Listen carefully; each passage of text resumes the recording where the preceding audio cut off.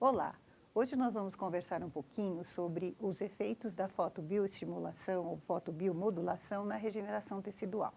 Na verdade, nós vamos apresentar alguns dos trabalhos realizados, trabalhos científicos realizados por pesquisadores ligados à ABLO e que estudaram regeneração tecidual e a fotobiomodulação. Esse termo, fotobiomodulação, ele foi recentemente colocado por Anders e colaboradores no edital da Photomedicine, com uma descrição muito interessante que explica muito bem tudo relacionado a essa terapia, que é uma forma de terapia que utiliza diferentes fontes de luz não ionizantes, incluindo lasers, LEDs e luzes de largo comprimento de onda, no espectro do visível e do infravermelho próximo.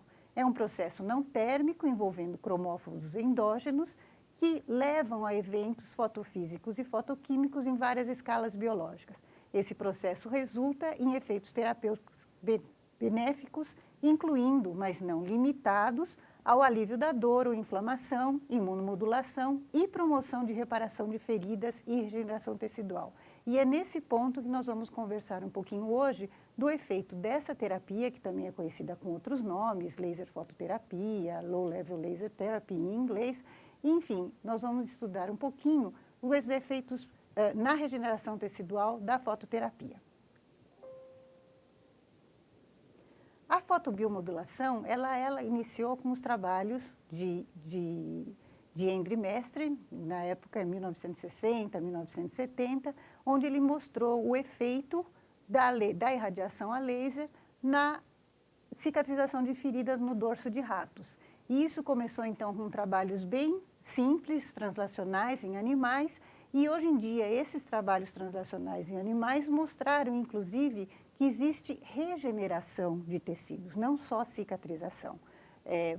Pravin Arani e colaboradores publicaram em 2014 um trabalho na Science mostrando regeneração de tecido pulpar estimulado por laser e determinando, inclusive, as vias de sinalização pelo qual esse processo aconteceu. Então, hoje em dia, o entendimento da fotobiomodulação, ela está ficando cada vez maior e mais profundo com o conhecimento dessas vias de sinalização.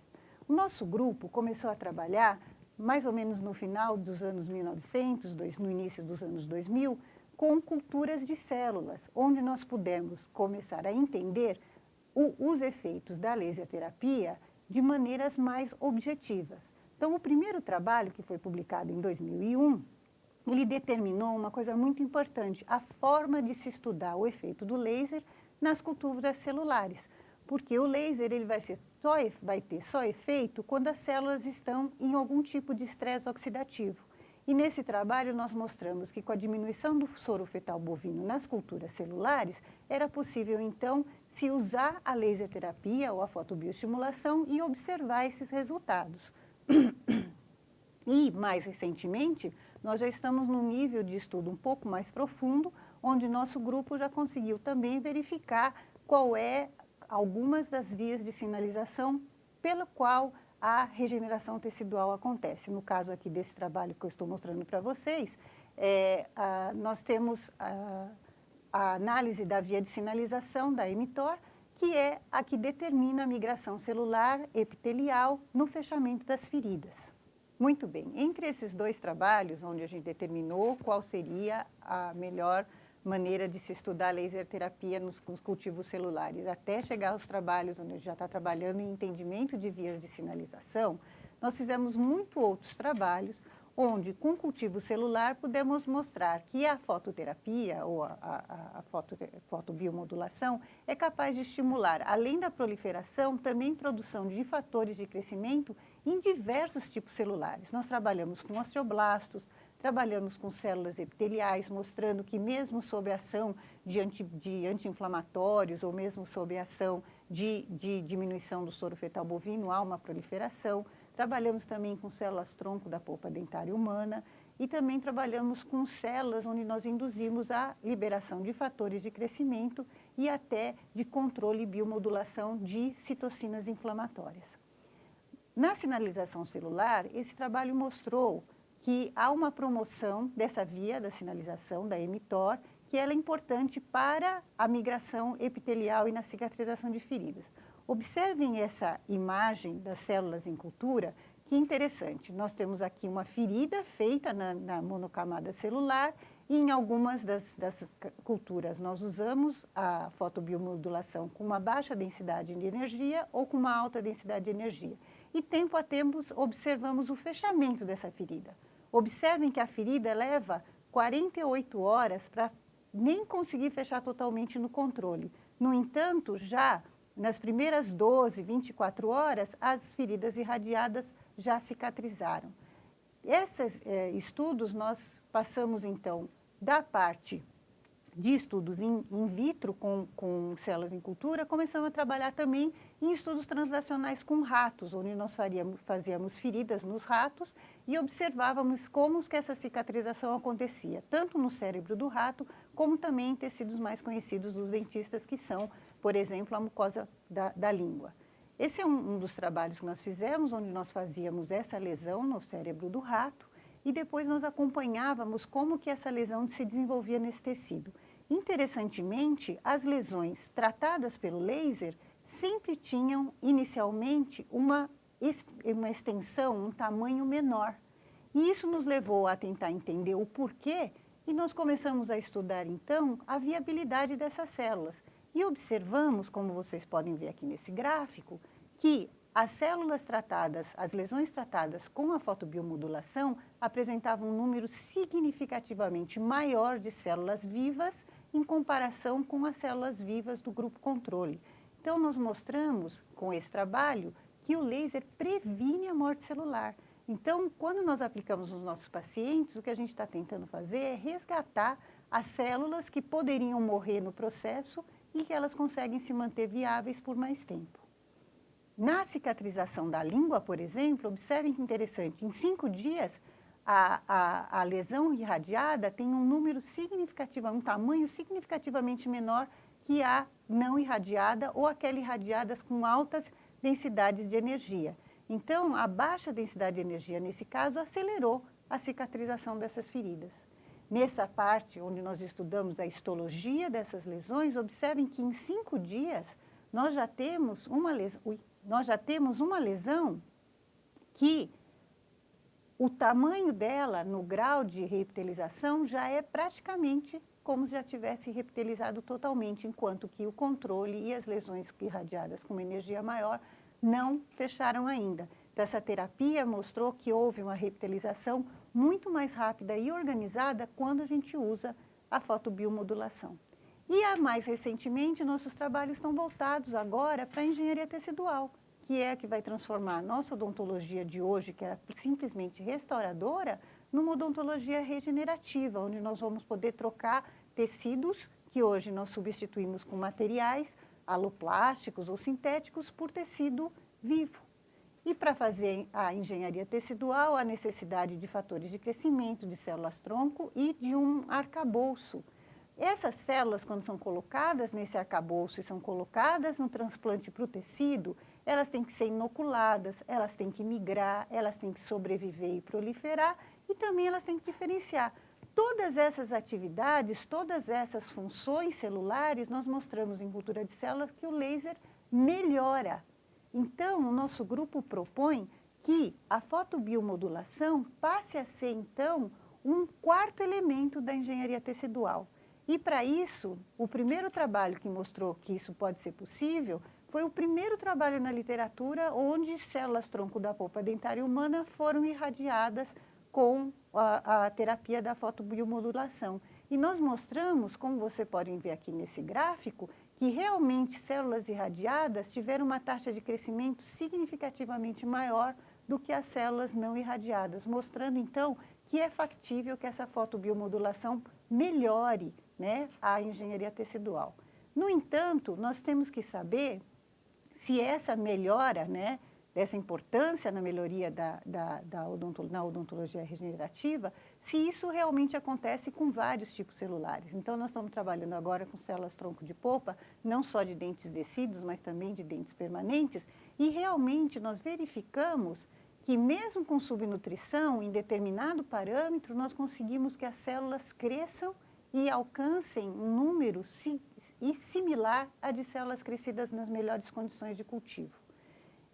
Mas, então, para melhorar a engenharia dos tecidos, a terapia ela é importante aumentando o número de células, mas ela não pode promover uma diferenciação.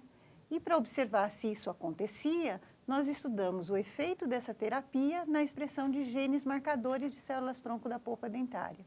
E para nossa felicidade, o resultado mostrou, como nesses gráficos vocês podem observar, que todos esses marcadores de célula-tronco, eles se mantiveram expressos mesmo depois do número aumentado de células pela fotobiomodulação. Então, a fotobiomodulação não interfere, não faz com que as células se diferenciem. Mas, na engenharia tecidual, há que se ter uma diferenciação em algum momento. Então, nós queremos saber, essas células que cresceram sob a ação da laser terapia, no momento que você colocar um fator de crescimento, será que elas vão realmente se diferenciar? Então, foi exatamente isso que a gente fez. A terapia pode melhorar diferenciações desejáveis quando associadas aos fatores de crescimento? Fizemos um trabalho, então, associando com fatores de crescimento, o BMP2, o PDGF-beta-beta, e realmente verificamos em um dos testes, então vários outros, mas eu estou chamando a atenção para um específico, houve formação de matriz de dentina óssea mineralizada, como vocês estão vendo aqui evidenciado em vermelho, justamente em maior quantidade no grupo onde a terapia foi associada a um fator de crescimento. Então, nós fizemos outro trabalho com outro fator de crescimento, com outros tipos celulares de célula-tronco de polpa e tivemos o mesmo resultado. Observem a quantidade de formação mineral quando nós associamos a fototerapia a um fator de crescimento. Então, realmente, numericamente, nós verificamos que isso acontece. Então, a quantidade de matriz mineralizada induzida por essa associação foi muito maior. Mas como aplicar isso na clínica? Qual a importância na clínica? Quando nós temos esses casos onde o paciente perde o tecido pulpar precocemente, ainda não há formação da raiz nesse dente, nós precisamos terminar essa formação da raiz, nós não podemos só simplesmente fazer um tratamento endodôntico. O ideal era a gente substituir esse tecido perdido por uma nova polpa. A ideia é usar a laser terapia para justamente, se conseguirmos colocar dentro desse canal radicular, dessa câmara pulpar, um scaffold tipo ou um coágulo sanguíneo ou mesmo um scaffold sintético que seja decomposto depois, que a gente consiga com a fototerapia um tecido vital para substituir o tecido que foi perdido. E nós temos então um trabalho translacional onde nós obtivemos realmente a formação dessa nova polpa. Aqui são feitos os experimentos com os animais, a polpa de um dos molares desse rato é removida de forma ascética, com a polpa dos demais canais radiculares mantidas com vitalidade. Essa polpa, esse canal radicular, ele é limpo, ele é desinfectado e preparado. Em seguida, induzimos um sangramento que vai agir formando um coágulo dentro desse canal radicular, que vai ser o nosso scaffold, e só que nesse caso não há necessidade de se colocar células-tronco aí dentro. As células-tronco vêm no próprio sangue e da própria papila apical, e ela vai povoar esse coágulo sanguíneo. Então, nós já temos lá o coágulo sanguíneo, nós temos as células, e quando nós fazemos o preparo, usamos EDTA para liberar fatores de crescimento de dentro da própria dentina, que vai agir nessas células na formação desse tecido. Então, aplicando a terapia fotodinâmica em alguns dos animais e em outros não, nós verificamos que houve no grupo irradiado a formação de um tecido muito parecido com a polpa dentro do canal radicular que tinha sido removido. E esse tecido, se nós observarmos mais proximamente, fica claro que é um tecido que foi recém-formado. Observem em azul a quantidade de colágeno, que é bem pouca, as fibras são muito delicadas nesse canal que havia sido removido, o tecido pulpar. Observem a diferença do tecido pulpar que tinha sido mantido num outro canal radicular do mesmo dente. Então, realmente, isso é um tecido neoformado. E se nós observarmos melhor, esse tecido neoformado, ele é muito similar à polpa, inclusive com essa camada de células próximas à dentina, muito similares aos odontoblastos. E fazendo uma reação imunohistoquímica, nós verificamos que realmente com essas marcações em escuro, como vocês veem aqui dessas células que eu mostrei aqui para vocês, essas células são células HSP25 positivas, ou seja, elas são células produtoras de dentina, ou seja, são células muito similares ao nosso odontoblasto. Assim sendo, nós observamos como resultados dessa nossa pesquisa agora final lá no animal, que há uma melhoria na regeneração da polpa dentária, provavelmente por atrair células da papila apical e por manter a viabilidade, como nós mostramos anteriormente, que o laser ele é capaz de prevenir a morte celular, e com o tempo que essas células têm viáveis nesse tecido, houve a possibilidade de se formar um novo tecido pulpar aí dentro. Então, como vocês estão vendo, existem muitos trabalhos do grupo mostrando cientificamente esses efeitos biológicos da fotobiomodulação na regeneração tecidual e que, com certeza, na odontologia vai ter muitas formas de ser empregada para a melhoria da qualidade de vida dos nossos pacientes. Muito obrigada.